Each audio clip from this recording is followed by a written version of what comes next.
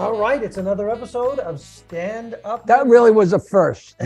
Your vanity has finally sailed into the moon. Like, we've done 3 seasons of this, and all of a sudden today we've learned that blue is your color. It is my color. Who told you that? Stevie Wonder, probably. And also, you're asking our panel here, our engineers, our techies, do your arms look funny? No, they're your arms. No, I mean, if you like sit this. weird, you can't sit like this. It looks weird. I gotta. Okay, but the point is, if you're not saying, do my arms look funny? You're saying, sorry. do I look uncomfortable? You always look on stage. You look uncomfortable. I feel very comfortable. It's stand-up memory. I think you probably should talk to our guest since he's waiting an hour. But I want to introduce Jackie the Joke Man Martling here, Peter Bales, and boy, do we have a great guest who's being very patient, by the way. He has no choice. A longtime comedy manager and agent for the agency very well known Omnipop. Former rock and roll star. Former rock and roll Don't star. leave that out. Who I met when I was in high school when we hired his band to play for a high school dance. Now, see, that's why we shut up before the show, because that might have come up. Now I'm registering actual shock because I did not know that. The name of the band was Backyard Closet, and he was a singer. And they I thought it was Wizard or Wild Band. Tom Ingegno, take it away, and we'll start at the beginning. You were a musician in a band called Backyard Closet, but other bands as well. Okay, now, how long can we keep him waiting before he talks? In high school, I was in a band called the Backyard Closet. That's right. Right? That was Locust Valley High School. I was the singer in the band. And I've always wanted to pursue something in the music field, or I knew that I was going to be an agent or a manager in some capacity. So the first thing I did is after college is I became a music manager for bands, local bands, in Pittsburgh. So I stayed out there for 5 years. Now, you didn't end your band just because you were sick of answering the question, what does Backyard Closet mean? Yeah, I know only Jackie could go there. Well, obviously, I know we've got the name Backyard Closet. You do? Yes, drugs. But nobody would have ever thought of anything about that back then. I didn't name the band. But years later, then after that, I was managing mostly bands until I managed an original band, which I got to co-write for and produce. And we got a record deal. And, we got shelved on the 3rd album, not unlike anybody else's story. Sometimes we didn't get lucky. Tell everybody the name of that band. You haven't said it. The name of that band was Thrills. Very big band on Long Island, 77 to 81, 1977 to 81. And, and it was good times. And then I switched over after, the band broke up and I stopped writing songs. I switched over to handling comedians. And comedians are so much easier than a band because all we need is a microphone and a stool, and they come in with 6 guys and somebody to listen to us complain. Right, somebody to put up with us. But you've found working with comedians to be rewarding. Is that fair? Yeah, I seem to like it because I don't know how other people are, but whether we started as an agency, so we were agents, and then we became managers. But people always thought as agents we were managers because we were one of the few people that cared about the acts. In other words, people would go like, well, you guys are their agents. What are you doing here? Oh, well, we came to see our act. It's like whether it was a taping or a club date or a college date or something, we actually showed up quite often. Yeah, there's comics that don't see their managers or their agents for like a year at a time, or. Exactly. But I got one more question before that. Did your band break up and you decided rather than start over and start with a whole nother band that you were going to become a manager, or did you end the band to become a manager? No, the band broke up, and it was kind of like the band, since I wasn't a performing member of the band, but I got to write a lot of songs for the band. When I lost the vehicle, it kind of like put me in distress, you know, it put me in a depression. The band was my vehicle for like 6 years. Well, You know, I likes go down, to- pound out a couple of songs, and then we go, you know. Yeah, but you know, there's nothing worse than, you know, the old band business. You know, you're depending on five. You know, I had a world war with my band at the very end of our existence and when I was in my college band a couple of years after college. You know, like 5 guys, and I actually punched the child prodigy organ player. We're in the parking lot, and I was so frustrated because he was such a jerk. I actually punched him in the chest, and I've never punched anybody. And after I punched him, I just said out of frustration, why can't I get in a band with normal musicians? And I swear to God, the light bulb went bing. There's no such thing as a normal musician. So you're dealing not just with 5 personalities, you're dealing with 5 eccentric nuts in general, you know, including you and me and him, you know. Well, yeah, because not unlike a comic, however, a comic can't really break up with himself. Right. So that's you know, a big band can saving break grace. up for various reasons. Yeah, the comic is like all you got is yourself. But what are you going to do? Yell at yourself here and there, like, "Hey, no, I'm not going to do that. No, I'm not going to say that. Or I'm not going to say that." In my life, there've been times in my life when I've broken up with myself, and it's just what it means is I just want to cut down on what I'm doing. So you wanted to secede from Bales? I did. I did. Now, Tom, do you know this? Jackie was. But you must have jumped right back into your skin because it's the same act. Listen, my Jimmy Carter jokes still work.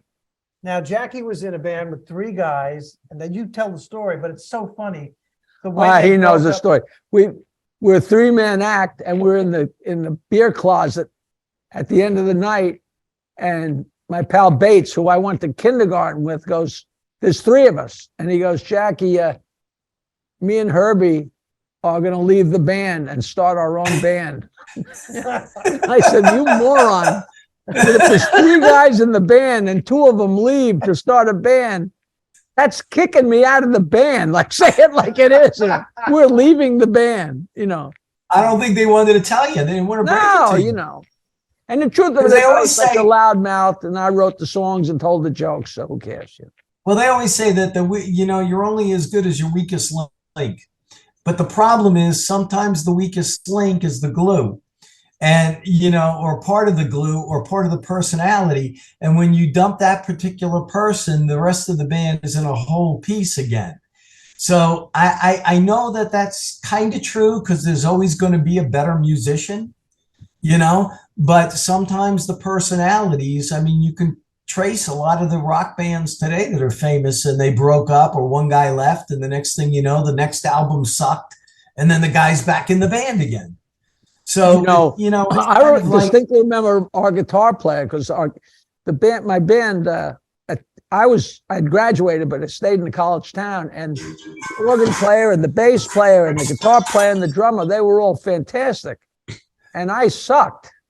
And I remember so distinctly, I said to this very dry guitar player who was just the greatest character, I said, "You know, this is hard for me because I'm the worst guy in the band." And he said, "In some ways, you're the worst.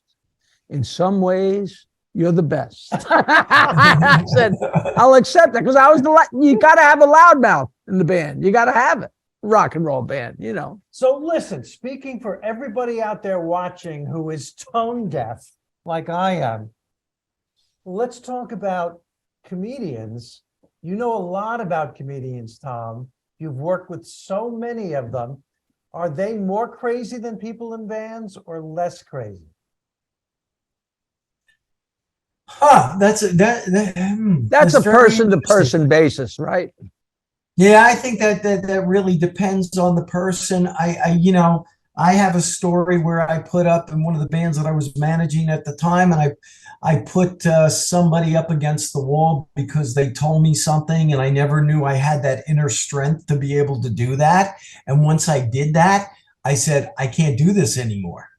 and I can't handle 6 people. I could still handle 6 people, 7 people, but I said, why am I doing that? Just like Jackie said, a light bulb goes up, and you go like, why am I doing that when I love comedy, I love comedians. Most of the comedians that I worked with over the years became some of my best friends. I mean, I've been friends with some of the comics, and we keep saying it's 20 years, and then we add up the years and it's 30 years, but it's actually 40 years. That's some of the guys that I've been really, really good friends with and close with. And I probably have watched them grow, and, can honestly say that they're some of the finest human beings on the planet, based on knowing how they handle themselves with their family, with their friends, with their wives, their spouses, and things like that. So they're not just your friends. You're actually glad they're your friends.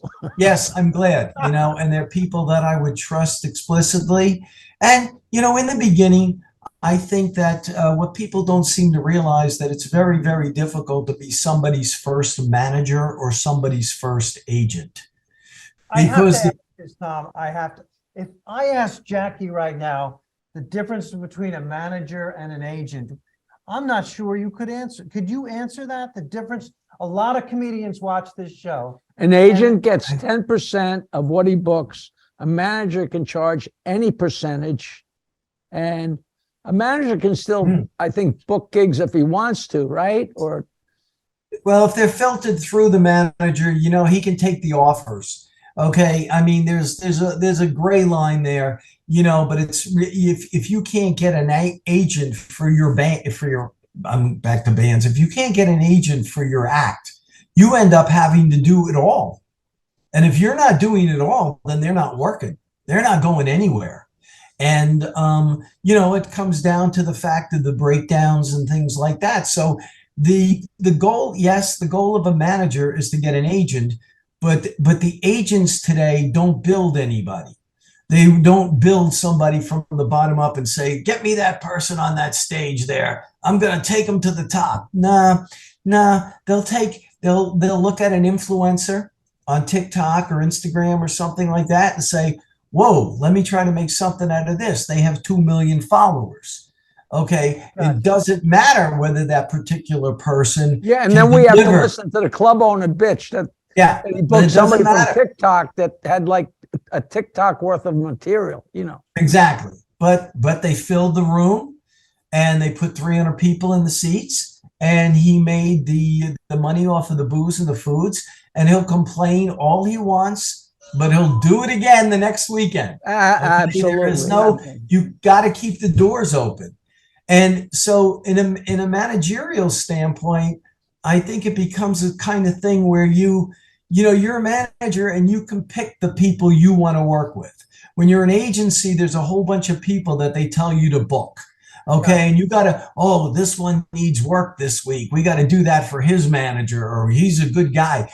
When you're a manager, you could say, you know what? I only want to manage people that I like, that I think are funny, and they're good human beings. And, that's the kind of thing in the choice that a manager can make.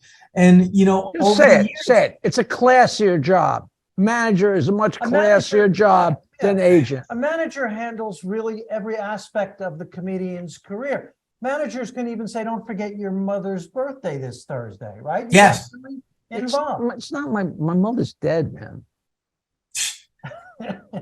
Yeah, the guy said, a manager can remind you and say, well, what is the joke now? The difference between an agent and a manager is, let me try to get this correct, is that your manager tells you what tie to wear, and then your agent says your manager has bad taste in ties. Okay. Okay, because they don't like each other. Even though they work together, they don't like to, because it's always the kind of thing, well, I got him this and I got him that. And that's why the teams today, that's why they can't gel and they can't work together, because it becomes a combative and a competitive type of thing. And people's feelings get hurt. Oh, I brought him that audition and he got the part. And I go, yeah, but I've coordinated the whole thing, and it's just, I think deep down, it ends up being the act who decides whether the right person is handling their career or not. Because based on everything, a manager can charge, yes, Jackie's right. They can charge whatever the hell they want. I only charge 10%. Okay. Gotcha. So the worst that's going to happen to anybody is 10% to an agent, 10% to a manager, where there's people that are charging 20% to book somebody.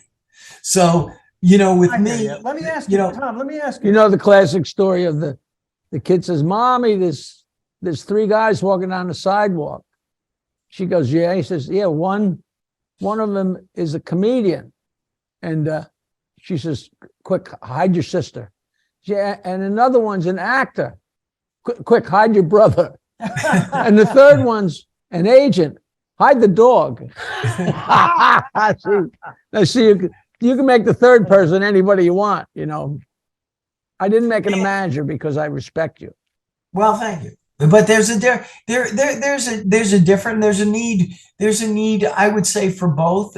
But as a manager, you want to find the right agent for your act, because you got to remember too, on every agent's list, there's a bottom 10, there's a bottom 20, and they're not getting any work. So you look at the upper echelon and say, well, these people handle this, and this, but you forgot that there's probably 60 people under that nothing's going on in their career. Tom, I'm going to start a joke. And that's something, you've got to make sure that. Gotcha. You can't make Tom listen to a joke. I got it. Okay. Jackie's going to know it right away. A doctor, a lawyer, and a comedian die and go to the gates of heaven and meet St. Peter. And St. Peter says to the doctor, well, what did you do good in life to get into heaven? And the doctor says, oh, I saved people's lives. They were sick, they were suffering, and I helped them. St. Peter says, okay, you can come into heaven. And then St. Peter says to the lawyer, well, what did you do that was good in your life to get into heaven? And the lawyer said, I fought for people who were unjustly accused of crimes, and I did the right thing, and I kept them out of jail and free. Okay, St. Peter says, you can go into heaven. And St. Peter turns to the comedian and says, well, what did you do good in life to get into heaven? And the comedian says, I traveled the country and the world making people laugh and sacrificing my own family life and going on stage every night and lifting people's moods when they were really, really hurting. And St. Peter looks at the comedian and says, send me a tape. I didn't know the Isn't that a great joke? Because the other version of that, the third one is a musician. He says, I was a musician. He says, all right, well, go around the back and come in through the kitchen. They're all classic. Tom, I got a question for you. Yes. Can you think of a time when you were a manager dealing with acts and you question, I can't do this anymore? Any horror moments? Any times when you question what you had chosen to do with your life? Like every Monday morning. I gotta tell you, even at my age, at this particular point, I still really love what I do. And it's really hard. It's just, sometimes you put yourself in people's situations and say, what is the best job in the world to have? And sometimes I go, I think maybe a mailman. All he has to do is worry about delivering the mail, getting through the weather, a dog here and there. He gets his pension and he's done for the day. And on the weekends, he's off, he's not off. But then again, everybody's job has some sort of difficulty, no matter who you are. Everybody wakes up some days and go, oh, why am I doing this? I can't do this. This is horrible, and I wake up sometimes and I go, like, I don't want to let anybody down. And you seem to keep going and say, am I doing the most I can do for this person and the best I can? What do you do? But I've never wanted to quit. Tom, I've never wanted to quit. What do you say? And I know this has happened to you because it's part of the job. When a club owner calls you and says, I can't believe you sent me that act. He was terrible. He bombed. And Tom says, I won't send Jackie again. What do you do in that? I know, don't tell me that hasn't happened. What do you say? That hasn't happened since the time when we theoretically were allowed to just insert people into jobs. Okay. Nowadays, everybody decides when and how they're going to do their homework. And like you said, like the joke, send me a tape. Well, it's send me a link, send me their clip. And then a lot of times today, the club owner makes the choice on his own. Okay. But see, there's no rooms that are flourishing so much where they can do like the old days. In the old days, when we say this, it's kind of weird to say the old days, but all you had to do was put 3 good comedians on stage, and you built a reputation is that every single week there's going to be 3 great comedians on that stage. Right. Okay. And nowadays, from a budget standpoint, we know how it goes. Well, the first guy was okay. The middle guy was a little bit better, but thank God for the last guy, and boy, I hate to, this is like something, but we don't, the new people today don't have a place to start.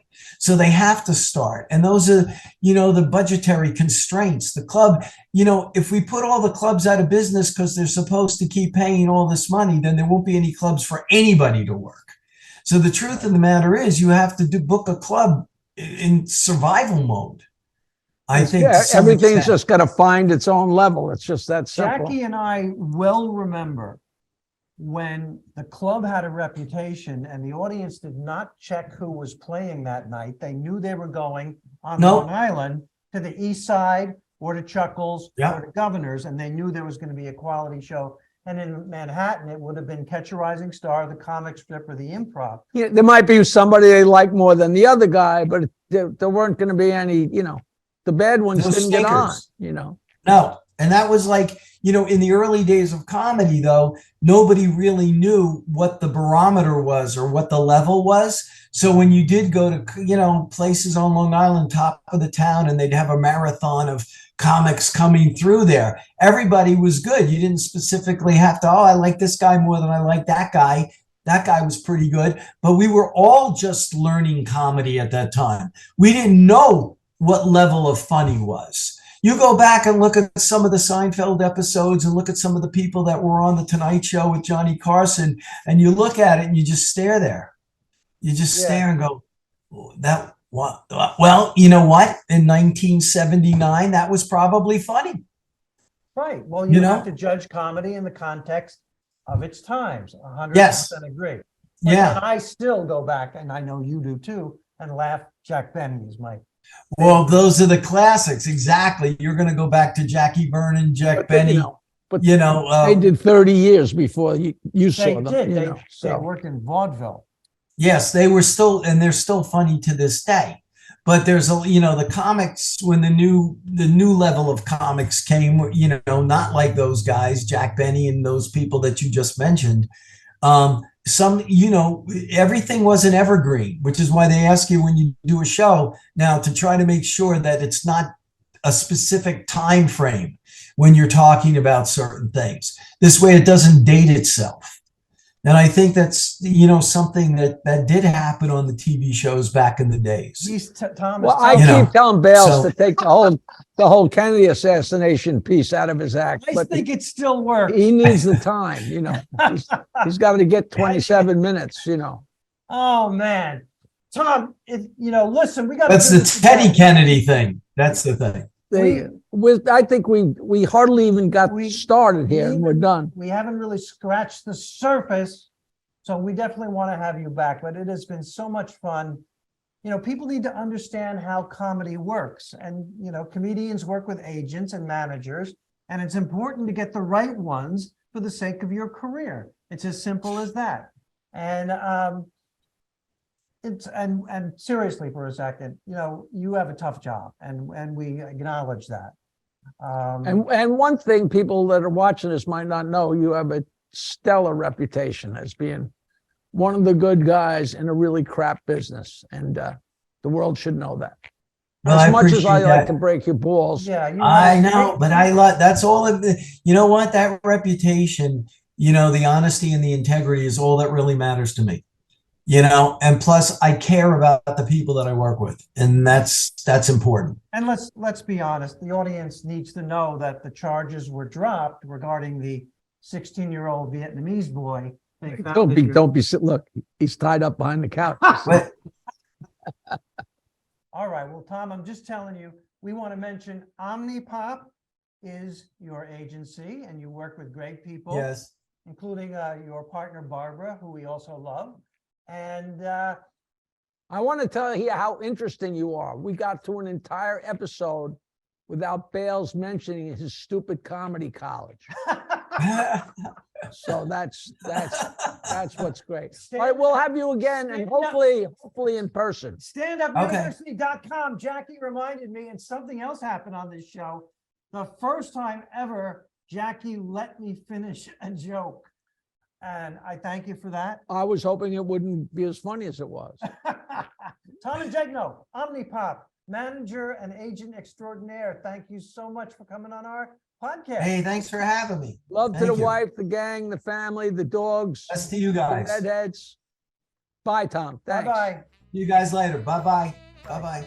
That was a pretty good episode. A new episode every Wednesday with me, Peter Bales, Jackie the Joke Man Martling, comedians, interesting people. Leave a comment. We'll get what am I saying? I don't know. We're gonna get back to you. We will respond to your comment. StandUpMemories.com. If you go there, it shows all the different All platforms. Spotify, we're on everything. Every Wednesday. Stand Up Memories, Every Wednesday. a new episode.